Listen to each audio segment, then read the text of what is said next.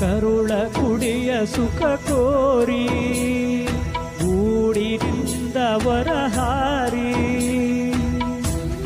ಅಲೆವಳು ದಣಿವಳು ಅನುಕ್ಷಣ ಹಿಡಿವಳು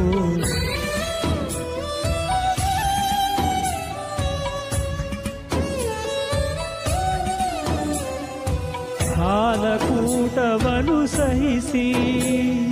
ಕಾಮಕೂಟವನು ಕ್ಷಮಿಸಿ ಜಗವನೇ ಮಗುವಿನ ತೆರೆದಲಿ ಇಳಿವಳು ಅಳುವಳು ಹಬಲೆಯಂದು ದುಡಿವಳು ಮಗುವಿ